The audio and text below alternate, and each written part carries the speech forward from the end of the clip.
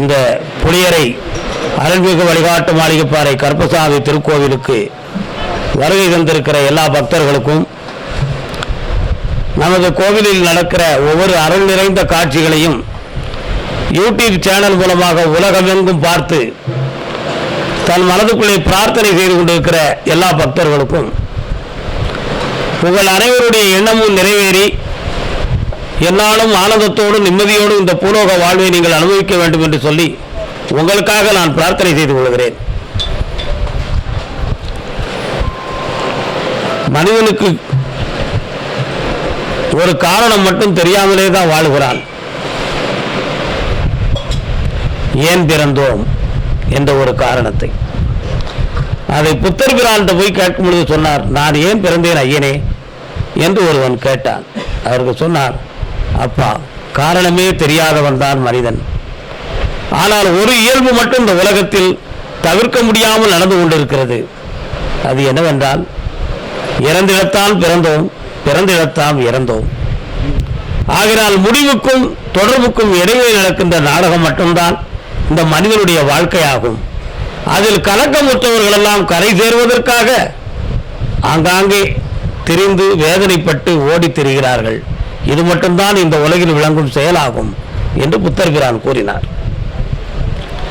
புத்தர் பிரான் கூறுகிற பொழுது கடவுள் என்ற ஒரு சப்ஜெக்டை பற்றி அவர் பேசவே இல்லை. அவர் ஞானத்தை பற்றி பேசுகிறார். மனிதனுக்குள்ளே ஒரு ஆத்ம சக்தி இருக்கிறது, அந்த சக்தியை வெளிப்படுத்துவதும் அதை பயன்படுத்துவதும் மனிதனுடைய வாழ்வை புனிதப்படுத்தும் என்ற ஒரு தன்மையை நமக்கு நிறைய விளக்கி இருக்கிறார்கள். மனிதன் ஒவ்வொரு பொழுதுமே தேடல் போன்ற ஒரு எண்ணத்தை தான் உள்ளத்தில் வைத்திருக்கிறான். குழந்தையா இருக்கும் பொழுது வயிற்றுக்கு இறையை தேடுகிறது. தன் கண் பார்வைக்கு தெரியும் பொழுது ஊர்ந்து விளையாடுகிற பொழுது எடுத்து வாயில் தான் வைக்கிறது. அது இரும்பு துண்டா, கரித்துண்டா, மரத்துண்டான்னு கூட குழந்தைக்கு தெரியாது. அதனால் பெரியவங்களாம் சொல்லுவாங்க, குழந்தை ஊர்ந்து விளையாடுகிற பொழுது கவனமாக இருக்க வேண்டும் என்பார்கள். ஏன்? கையில் கிடைக்கிறத வாயில் வச்சுக்கணும். அப்போ அந்த அதனுடைய சைக்காலஜி என்ன? வயிறு நிறையணும், வாயில் எதையாவது போடணும். அதுக்கு இந்த உலகமே தெரியாது. ஆனாலும் அந்த குழந்தையினுடைய உணர்வுகளுக்குள்ள என்னது பதிவாகிருக்கு? கையில் எடுக்கணும், அதை வாயில் வைக்கணும். இது மட்டும் பதிவாகிருக்கு. அதனுடைய தத்துவம் என்ன? வயிறை நிறைத்து கொள்வதற்கு தான் நம்ம பிறந்திருக்கோம் அப்படிங்கிறது ஒரு அடிப்படை தத்துவம்.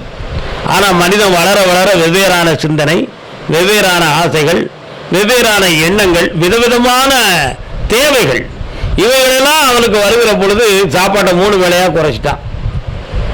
அதுக்கு இடையில் அதுக்கு என்னெல்லாம் தேடணுமோ அதெல்லாம் தேடிட்டாலே தான்.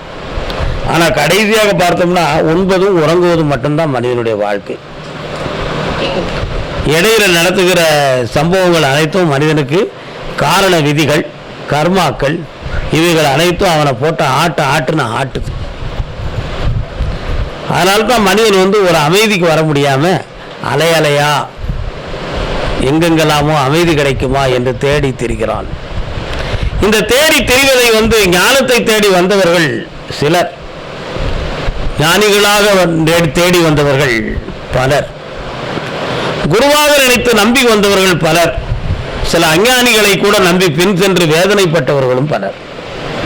இப்படி எத்தனையோ விதவிதமான நிலைகளெல்லாம் இருக்கிறது. போதி மரத்து புத்தன் போய்விட்டான் என்று இருந்தேன், பாதி வழியிலே பண்டிதனாய் திரும்பி வந்தான் என்று சொல்லி மனவாசத்திலே கண்ணதாசன் ஒரு சிறு கவிகளை சொன்னார். போதி மரத்து அடியில் புத்தன் தவம் இருந்தார். போதி மரம்னா எந்த மரம்? வட இந்தியாவில் நம்ம நாட்டு அரச மரத்துக்கு வடமொழியில் போதி மரம்னு பேர். நம்ம நாட்டில் பிள்ளையார் கோயில் பக்கத்தில் இருக்கக்கூடிய அரச மரத்துக்கு வட இந்தியாவில் போதி மரம் என்று பேர். அதையே அரச மரம்னு சொன்னா அப்போ அரசி மரம்னு வைக்கக்கூடாதா? அந்த மரத்துக்கு மட்டும் ஆண்பால் பெயர் வந்துச்சு பார்த்தீங்களா? அரசன், இன் ஆண் நின்று வருவது ஆண்பால், இல் ஆள் என்பது பெண்பால். இப்படி இலக்கணத்தில் ஒன்று நம்ம சொல்லி வச்சிருக்கிறோம். அதே மாதிரி இல் ஆள் என்று வந்தால் அது பலவின் பாலையும் குறிக்கும் என்றும் சொல்வார்கள். வந்தார்கள், சென்றார்கள், போனார்கள் என்றெல்லாம் இலக்கணத்தில் உண்டு. ஆனால் பாலை குறிக்கின்ற பொழுதுதான் அதில் ஆண்பால் பெண்பால் என்பதை நாம் இலக்கணத்தில் புரிந்து கொள்ள முடியும். அந்த அரசன் மரம் அப்படின்னு சொல்லும் பொழுது ஒரு பெரிய சிந்தனைக்குரிய ஒரு செயல்பாடுகள். பெண்ணுக்கு மட்டும்தான் பகவான் கர்ப்பப்பையில குழந்தைய ஜனனமாக்கக்கூடிய சக்தியவும் தாங்கக்கூடிய சக்தியவும் இறைவன் கொடுத்துருக்கிறான். அப்போ அவ போய் அரச மரத்தை சுற்றி வந்தா குழந்தை பிறக்கும் அப்படின்னு சொல்லி ஒரு பெரிய மன ரீதியான ஒரு பக்குவத்தை அந்த காலத்தில் நம்ம ஒரு பரிகாரமாக வச்சிருக்கிறோம். ஏன் அப்படி செய்தான்? அரச மரம் என்பது பெண்ணுக்கு கற்ப சக்தியான ஒரு ஆற்றலை அதனுடைய அதிர்வு சக்தியிலிருந்து கொடுக்கக்கூடிய ஒரு ஆற்றல் அரச மரத்தினுடைய அதிர்வுக்கு இருக்கு. அப்படி என்பதுதான் அங்குள்ள விதி. அரசன் தளிர்கள், அரச மரத்து காற்று, அந்த மரத்தினுடைய அதிர்வலைகள் பெண்ணினுடைய கற்பப்பைக்கு உயிர் சக்தியை கொடுக்கிற ஆற்றல் அதுக்கு இருக்கு. அதனால போய் நீ அரச மரத்தை அதிகாலையில் போய் சுத்திவான்னு சொல்லுவாங்க. சும்மா மரத்தை சுத்தினா தப்பா நினைச்சிடணும்னு சொல்லி அங்கே ஒரு பிள்ளையாரையும் சேர்த்து வச்சு அந்த பிள்ளையாரை கும்பிடும் பொழுது உனக்கு ஒரு பிள்ளை கிடைச்சிரும் அப்படிங்கிற ஒரு பக்குவத்தை சொல்லி நம்மளை சுத்த வச்சாங்க. அந்த அரச மரத்துக்கு அப்படி ஒரு சக்தி. ஆலம் விழுதுகள், ஆலம் விழுதுகள் போல் சொந்தம் ஆயிரம் வந்து வென்றேன், வேறென நீ இருந்தாய் அதில் நான் வீழ்ந்து விடாதிருந்தேன். பெண்ணை பற்றி சொல்லும் பொழுது ஆள்போல் தளிர்க்க வேண்டும், அருகு போல் வேரூன்றி ஆள்போல் தளிர்க்க வேண்டும், வாழையடி வாழையாக வளர வேண்டும் என்று சொல்லி வாழ்த்துவாங்க. ஆலமரத்துக்கு மட்டும் அப்படி என்ன சக்தி? நல்ல நீங்க யோசித்து பாருங்க. ஆலமரம் ஒன்று தான், ஆணி வேறு கிடையாது. அந்த ஒரு மரம் பெரிதாக வளர்ந்து பூ பூத்து காய் காய்த்து கனியாகி இலையெல்லாம் தளிரிட்டு அதற்கு அடுத்து அந்த மரத்தினுடைய பரும சக்தி வீழ்ச்சியாகிற நேரத்தை ஒவ்வொரு கொப்பிலிருந்து ஒவ்வொரு விழுதுகள் வந்து கிழமைக்கு இறங்கி அப்படி வேறு ஒன்றி அந்த மரத்தை விழாம பிடிச்சுக்கிடும். அந்த விழாம அது பிடிச்சுக்கிடும். சிதலை தினப்பட்ட ஆலமரத்தை அதன் மதலை தாங்குவது போல் தாயும் தகப்பனும் வலுவிழந்த சமயத்தில் மதலைகளாகிய பிள்ளைகள் அதை தாங்கி பிடிக்க வேண்டும் அப்படி சொல்லி நாலடியார்ல ஒரு தத்துவம் சொன்னான். நாலடியார்ல அந்த தத்துவத்தை பார்க்கும் பொழுது பெறுகின்ற சக்தி பெண்ணுக்கு மட்டும் இருக்கு, கொடுக்கிற சக்தி ஆணுக்கு மட்டும் இருக்கு. அரச மரத்தை சுற்றி வந்தால் குழந்தை பாக்கியங்கிற சக்தியை கொடுக்கு. ஆனால் ஆலமரத்தை போல இருந்து அந்த குழந்தைகளை பிறகு சக்தி ஆலமரத்துக்கு இருக்கு. பல விழுதுகளை பிள்ளையாக பெற வைத்து வேரூன்றி தழுக்க வைத்து அந்த மரத்தை தாங்கி பிடிப்பது போல அதான் ஆள் போல் தழுக்க வேண்டும். அப்போ ஆலமரம் பெண் மரம், அதில் பால் வருது பார்த்தீங்களா, ஆலம்பால். எல்லா பாலும் சரியா இருக்கும், ஆலம்பாலை மட்டும் நம்ம வந்து அறுத்து போற தசையில போட்டால் ஒட்டிக்கிடும். ஏன்? அது பற்றுடைய பால். மனித வைத்த பற்றை தீர்க்க முடியாம அந்த உலகத்தில் அலைஞ்சிக்கிட்டு இருக்கானா? பாசத்தை தீர்க்க முடியாம அலையுதானா? பாசத்துக்காக என்ன மூலமோ செஞ்சு தொங்குன்னு தொங்குறானா? அந்த பற்று அவ்வளவு சீக்கிரம் என்ன செய்யாது, விலகாது. அது மாதிரிதான் ஆலம்பாலுடைய பசை சக்தி அவ்வளவு சீக்கிரம் பிரிக்க முடியாது. ஆனால் ஆலம்பாலில் அந்த பற்று இருக்கு. அந்த பற்று அந்த பெண்பாலுக்கு மட்டும்தான் உண்டு என்பதை விளக்குவதற்கு தான் ஆள் போல் தளிர்த்து அப்படிங்கிற ஒரு வாசகத்தை நம்ம பெரியவங்க எல்லாம் நமக்கு சொல்லி வச்சாங்க. இப்படி அரச மரம் ஆலமரம், இந்த அரச மரத்தடியில் மட்டும் அவர் போய் இருக்கும் பொழுது அவருக்கு கண்ணை மூடி உட்கார்ந்தோன்னு ஞானம் பிறந்துச்சு புத்தருக்கு. அரச மரத்து அடியில் உட்கார்ந்தவன் எல்லாரும் கண்ணை மூடி தான் உட்கார்ந்தான். நிறைய பேருக்கு தூக்கம் தான் வந்துச்சு. ஆனா புத்தர் ஒருத்தருக்கு தான் என்ன வந்துச்சு, ஞானம் வந்துச்சு.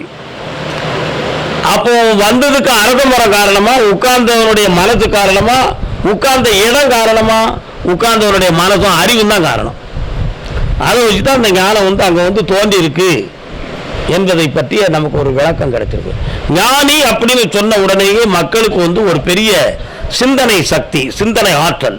ஞானி அவருடைய வாக்கு நமக்கு பரிதமாகும், அவருடைய ஆசீர்வாதம் நம்மளை வாழ வைக்கும். அவர் நம்மளை நினைத்தாலே போதும், நம்முடைய எண்ணங்களுக்கு ஒரு சில விடுதலை கிடைக்கும் என்ற எண்ணங்கள் எல்லாம் ஞானியை பற்றி, ஞானத்தை பற்றியும் ஞானியை பற்றியும் எல்லா மனிதனுடைய உணர்வுக்குள்ளேயும் ஒரு பதிவு வந்து உட்கார்ந்துருக்கு. இந்த பதிவின்படி பெற்ற ஞானிகளை இன்னைக்கு உலகம் முழுக்க என்ன செய்தாங்க, பக்தர்கள் எல்லாம் போய் தேடி தேடி தேடி தேடி தேடி போறாங்க.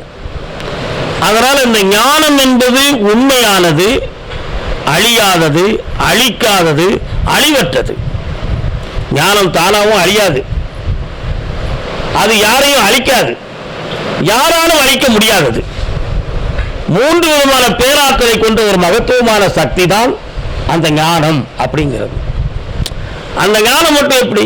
தலையில் இருக்கக்கூடிய மூளை 2 விதத்தில், இடது பக்க மூளை, வலது பக்க மூளை. வலது பக்க மூளை தூண்டுபவர்களை காட்டும், இடது பக்க மூளை ஸ்டோரேஜ், சேமித்து வைக்கும். இந்த சேமித்து வைக்கக்கூடிய சக்தி இடதுபுறத்துக்கும் தூண்டி விடக்கூடிய சக்தி வலப்புறத்துக்குமாக பகவான் நமக்கு முதல்ல பிளான் போட்டு படைச்சு வச்சுட்டான். இந்த 2 விதமான மூளையும் சங்கமித்து சரியான முறைப்படி இருந்தா வலது பக்க மூளை தெளிவாக இருந்து இயங்கிக்கிட்டு தான் அவன் பேர் அறிவாளி, முதிர்ச்சி அடையும் பொழுது ஞானி. இடது பக்க மூளையை மட்டுமே சரியாக நினைத்து செயல்பட்டு இருந்தா அவன் சராசரி மனுஷன். அங்க பாதி இங்க பாதி இருந்தாமனா அவன் மாபெரும் குழப்பவாதி. இப்படி மனிதனில் 3 விதமான பிரிவுகளை உருவாக்கக்கூடிய அந்த மூளை உருவமானது அதுல தோன்றக்கூடிய மனோ அலை என்பது உருவமற்றது. மனசு உருவம் இல்லாதது. ஆனா மனது தோன்றக்கூடிய பகுதி மூளை, அதுக்கு உருவம் இருக்கு. ஆனா அப்படி உருவம் இருந்தாலும் யாராலும் அதை விதவிதமாக தோற்றுவிக்கிறதுக்கு முடியாது. இறைவனுடைய படைப்பு சக்தி அப்படிப்பட்ட ஒரு நிலையில தான் அது இருக்கு. ஆனால் அந்த ஞானத்தை உணர்கிற சக்தி வலது பக்க மூலையிலையும், அதை தாங்கி சேமிக்கக்கூடிய சக்தி இடது பக்க மூலையிலையுமாக நம்முடைய நிலைகளில் வச்சிருக்கிறோம். ஆனா மனிதன் என்ன செய்தான்? அப்படி சொன்னா ஞானியால நம்முடைய துயர அலைகள் தீரும், நம்முடைய துன்பங்கள் தீருங்கிற ஒரு பதிவு அவன் உள்ளத்துல இருக்கக்கூடிய ஒரு காரணத்தால அவங்களை தேடி அலையணுங்கிற ஒரு சிந்தனையில வாரம். அதுல 100 பேர் அலைகிற பொழுது ஒருத்தன் சிந்திக்கிறான், நமக்கு இத மாதிரி ஒரு சக்தி வேண்டுமே என்று ஒருத்தன் சிந்திக்கான். 99 பேர் இவர் மூலமா நமக்கு ஒரு பலன் கிடைக்கணும் அப்படிங்கிற எண்ணத்துல சிந்திக்கிறான். இந்த 99 பேர்ல பலன் கிடைக்கணும்னு நினைச்சவனுக்கு அந்த பலன் பழுக்கு விழுக்கு போல கிடைக்கும். எப்படி? பழுக்குனா மின்னல் மாதிரி, விழுக்குனா மூடிட்டு முடிக்கிறது மாதிரி. அந்த நொடி பொழுதுல ஒரு சின்ன மாற்றமாகி லைஃப் எங்கேயே போயிடும். இந்த 99 பேருக்கும் ஒரே நேரத்தில் கிடைக்காட்டிலும் காலம் கடந்தனாலும் சரி அது என்ன கிடைச்சிடும். ஆனா இவரை மாதிரி ஒரு சக்தியை பெற வேண்டும் என்று நினைத்து எவன் வருகிறானோ அவன் சோதனையில கலந்து ஈடுபடுவான். ஏன்? அவனை துவைச்சி எடுத்து அவனை சரி பண்ணி அழுக்கெல்லாம் தொடச்சி நெறியாக்கி அவன் இந்த நிலையை அடையக்கூடிய பக்குவம் கிடைக்கிறது வர பல பல இன்னல்கள், பல பல துன்பங்கள், பல இடையூறுகளை எல்லாம் சந்தித்து அனுபவப்பட்டு ஒரு நிலைக்கு தேர் நின்ன பிறகுதான் சாமியை தேரை விட்டு எடுப்பாங்கன்னு மாதிரி அது நிலைக்கு வந்த பிறகுதான் அந்த ஞானத்தை அவன் இந்த உலகத்தில் பெற முடியும். இந்த உண்மையை உணர்ந்து கோடிக்கணக்கான மக்கள் நம்மை ஒரு ஞானியை தேடி வருகிறான்னு தெரிஞ்ச உடனேயே இன்னொருவருக்கு ஒரு ஆசை, நம்மளும் ஒரு ஞானியா ஆகணுங்கிற ஆசையில தான் அவன் இருக்கான். ஞானியாகி அவன் தவம் இருந்து வரும் பொழுது அவனுக்கு 50 வயசு 60 வயசு ஆயிரும். அப்பொழுது ஒரு சில பக்குவத்தை அவன் பெற்று வருவான். அவன் யாரெல்லாம் நம்மளை புகழன்னு நினைச்சானோ அவங்களாம் அந்த ஊர்ல இருக்க மாட்டான், வேற ஊர்ல போய் இருப்பான். ஆனா இவன் இந்த ஊர்ல உட்கார்ந்து இருப்பான், உலகமே அவனை போற்றிக்கிட்டு இருக்கும். ஞானத்தினுடைய வலிமை அப்படிப்பட்டது. இந்த ஞானம் உண்மையாக ஒருத்தனுக்கு கிடைத்து விட்டால் அதை வளர்க்கக்கூடிய பாதையில் அவனுடைய மனம் அப்படியே தொடர்ந்து வளர்ந்து போய் முதிர்ந்த ஞானத்தை அடைகிறான். அந்த முதிர்ந்த ஞானம் என்பது எப்படின்னா உடல் முழுக்க ஆத்மசக்தி பெருகி இந்த பிரபஞ்சத்தை தன்பக்கம் இழுக்கக்கூடிய மாபெரும் ஒரு வசீகர தன்மையை ஒருவன் பெற்று பிரபஞ்சத்தில் எது நினைத்தாலும் நடக்கும்படியான ஒரு ஆற்றலை உருவாக்கி தர்ம நிலைகளிலே இருக்கக்கூடியவன் தூய ஞானியாக இருப்பான்.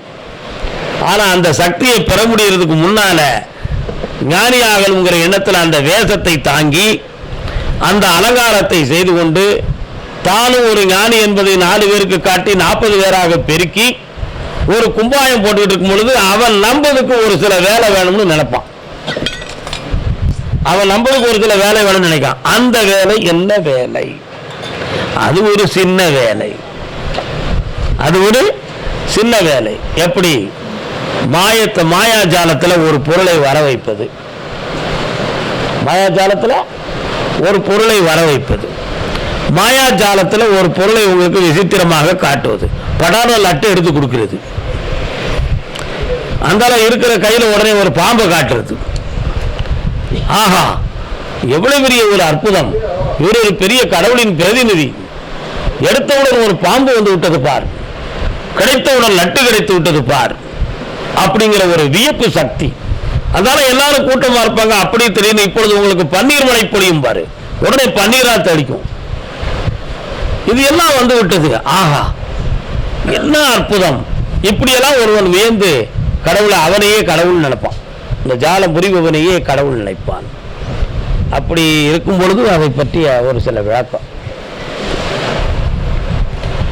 என்றாத பூரணமாய் நித்தமாய் போக்கும் வளர்வும் அல்லாத காரணமாகி ஒன்றுமில்லாத நிலையே கதியாகி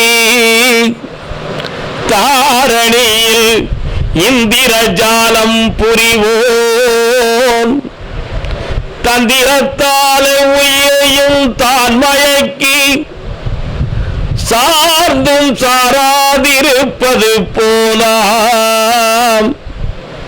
இதை பத்தி என்ன சொல்றாருன்னா, எஞ்சாத பூரணம். எஞ்சல்னா அளவு, எஞ்சலிலா அளவில்லாத, எஞ்சாத ஈடில்லாத, ஈடில்லாத பூரணமாய் இருக்கின்ற ஒரு சக்தி கடவுள் என்னும் ஒரு சக்தி. எஞ்சாத பூரணமாய் இருக்கின்ற சக்தி. அந்த சக்தி நித்தமாய் ஒரு நாளும் குறையாததாக, போக்கும் புணர்வும் இல்லாததாய், போக்கு இறப்பற்றதாக, வரவு பிறப்பற்றதாக, புணர்வு கலப்பற்றதாக. அப்ப இறை சக்திக்கு என்னமெல்லாம் கிடையாது, இறப்பில்லை, பிறப்பில்லை, கலப்பில்லை. அது எதிலையும் போய் இருக்காது, கலந்து நிற்க முடியாது, அது தனித்தே நிற்கும். அதான் போக்கும் வரவும் புணர்வும் அல்லாத அற்புத நிலையின் காரணமாகி ஒன்றுமில்லாத கதியாகி, அது இன்னும் பொருள்தான் என்று உன்னால விளக்க முடியாத ஒரு மாபெரும் கருப்பொருளாய் சக்தியாய் இந்த உலகத்தில் நிற்கும். அது தானே கதியாக இருக்கும். அதுக்கு அதுதான் கதி. அதனுடைய நிலையும் அப்படித்தான். யார் பூர்ணமாக வேண்டுகிறார்களோ அவர்கள் இருதயத்தில் அது போய் குடியிருக்கும் என்பது விளக்கப்படுகிறது. அடுத்து சொல்லலாம், தாரணியில் இந்த பூவுலகிலே இந்திர ஜாலம் புரிவோன், ஜால வித்தை மாயாஜாலம் புரிகின்றவன், தந்திரத்தாலே உயிரையும் எல்லா உயிர்களையும் எல்லா மனிதனையும் தான் மயக்கி, அவர்களெல்லாம் மயக்கி தன் பக்கம் இழுத்து சாராது சார்வது போல், சாராது சார்வது போல் ஒரு வாசகத்தை சொன்னார். கடவுள் பக்கம் சார்ந்தது போல மக்கள்கிட்ட அவன் தன் மாயாஜாலத்தை காட்டிக்கிட்டு இருப்பான்.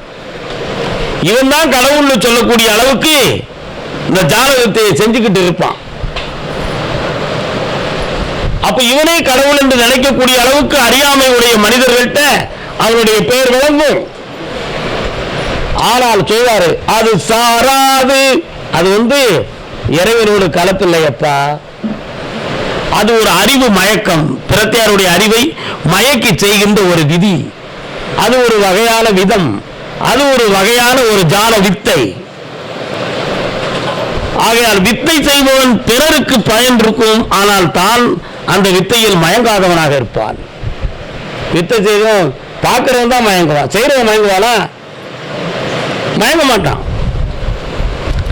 எப்படி வித்தை செய்பவன் அதை பெறக்கூடியவன் மயங்கி தான் மயங்காது இருக்கிறாரோ, அதுபோல் இறைவன் இவ்வுலகத்தை ஆட்டி வைக்கிறான். ஆனால் அவன் ஆடுவதில்லை, அவன் ஆடுவதில்லை. பாத்திரத்திலே பால் கொதிக்கும், பாத்திரம் கொதிப்பதில்லை. உண்மையா இல்லையா? பாத்திரத்தில் பால் கொதிக்கும், ஆனா பானை கொதிக்காது. மணல்ல கடலையை போட்டு வறுப்போம், மணல் கருக்கும், ஆனா கடலை கருக்காது. ஆனா அது மணலோடு தான் கிடந்தது, மணலோடு தான் கிடந்த நெருப்பில் வெந்தது, ஆனா மணலோடு தான் வறுக்கப்பட்டது. அமைதி. ஆனா மணல் கருக்கும், கடலை கருப்பதில்லை. எப்படி மணலோடு கிடந்தாலும் கடலை கருக்காமல் கிடந்ததோ, மணல் தனித்து நின்றதோ, அதுபோல் உள்ளவன் இறைவன். பால் கொதித்தாலும் பானை கொதிக்காது நின்ற கருப்பொருளாய் இருந்தவன், ஆனா பானைக்குள்ளே கிடந்ததுதான் பால். ஆனா பால் கொதித்தது, பானை கொதிக்கவில்லை. அந்த கருப்பொருள் தான் இறைவன். இப்படி சார்ந்ததும் சாராததுமாய் நிற்பது போல ஜாலம் புரிவோன் தானே கடவுள் என்று சொல்வார். ஆனா இறைவனுக்கும் அவனுக்கும் ஒரு சார்பு தன்மை இருக்காது, அந்த ஜாலத்திலும் இருக்காது.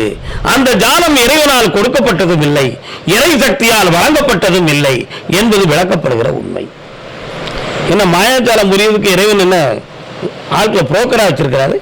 மகனே, இவன் என்னை நம்ப மாட்டேன் இருக்கிறாரப்பா, உன் கையில் இருந்த ஒரு பாம்பை எடுத்துக்கொடு, அவன் என்னை நம்பட்டும். அப்படி இவனை ஏவி விட்டாரா? இல்ல உன் கையில இருந்து 4 லட்டை எடுத்து கொடுப்பான், இதை கொடுத்தோன்னு உன்னை நம்புவாங்க, அதுக்கு நான் தான் காரணம் ஆகட்டும் என்று இறைவன் என்ன கட்டளை இட்டாரா? அவருக்கு வேற வேலையே இல்லையா என்ன? ஆகையினால் ஜாலம், மாய வித்தை இவைகளெல்லாம் ஒரு வகையான அறிவு மயக்கம். ஆனால் ஞானத்தின் பால் அவைகள் இருப்பதில்லை. அதைத்தான் சொன்னார், தாரணியில் ஜாலம் புரிவோம் சாராது சார்ந்திருப்பது போல். கடவுள் இந்த உலகத்துல பல லீலைகளை செஞ்சுக்கிட்டு இருக்கான். எத்தனையோ வகை லீலைகள்லாம் நடந்துகிட்டு இருக்கு. இந்த லீலைகள்லாம் அவன் ஒரு பொழுதும் சேரலப்பா. உன் சோதனையில ஒரு பொழுதும் அவன் பங்கெடுத்துக் கொள்ளவில்லை, உன் வேதனையில் அவன் ஒரு பொழுதும் மயங்கவில்லை, உன்னுடைய போற்றலுக்கும் உன்னுடைய தூற்றலுக்கும் அவன் ஒரு பொழுதும் அசைந்ததாகவே இல்லை. அவன் என்று நிலைத்த கருப்பொருளாகவே இந்த உலகத்தில் காட்சி அளித்துக் கொண்டிருக்கிறான். நீ அவனை அடைவதற்கு உன் உள்ளத்தை தான் தூய்மைப்படுத்த வேண்டும், உன் மனதைத்தான் மாசற்ற நிலைகளாக வைத்திருக்க வேண்டும், உன் பாதையைத்தான் தெளிவாக நீ எடுத்துக்கொள்ள வேண்டும். ஆகையினால் போலித்தனமான நிலைகளை உள்ளத்திலே வைத்து இறை ஆற்றலை பெற வேண்டும் என்று நினைத்தால் அது தாரணியில் ஜாலம் புரிவோனுக்கு சமமாகும். ஒரு பொழுதும் அது நிலைப்பதில்லை. அதனால மாய வித்தைகளுக்கு மனிதன் தன் மனதை பறிகொடுக்காமல் ஞானம் எது என்பதை உணர்ந்து ஆத்மாவை இயக்குகிற சக்தியை பெற்றால் மட்டும்தான் அது இறை சக்தியினுடைய தொடர்பே தவிர பாக்கி எந்த ஒரு வித்தை சக்திகளையும் வைத்து அது இறை சக்தி என்று சொன்னால் அது பக்தனை ஏமாற்றுகிற வித்தை ஆகும். அது ஞானத்தை தேடி வருகிறவர்களை மயக்குகின்ற ஒரு ஜாலமாகும். அது நிச்சயமாக நம் பக்கத்தில் ஒரு சக்தி இருக்கிறது என்பதை காட்டி வீணாக புகழ் பெறுவதற்கு ஒரு தவறான பாதையாகும். ஆகையால் தான் ஞானிகள் குமாரகுருபர சுவாமிகள் தன்னுடைய கந்தர்களை வென்பார சொன்னார், வந்த களி தீரவென்று கந்தர்களி பாட வந்தேன், அந்த உள்ள 3 கவி சரணம் தந்தேன். வந்த களி தீர வேண்டும், பிறந்த பாவம் தீர வேண்டும் என்று சொல்லி ஓடி ஓடி திரிந்து உன் பாதம் காணாமல் வாடி கலங்குகிற என்னை கந்தா, என் களி தீர்ப்பதற்கு உன் பாதார உந்தத்தை காட்டினாய், ஆகையினால் உனக்கு நான் கந்தர்களி வெண்பாவை பாடினேன் என்று சொல்லி முருகப்பெருமானை நோக்கி 148 அடிகளை கந்தர்களி வெண்பா என்று பாடி இந்த உலகத்துக்கு ஞானத்தை புகட்டினார் குமரகுருபர சுவாமி அவர்கள். அந்த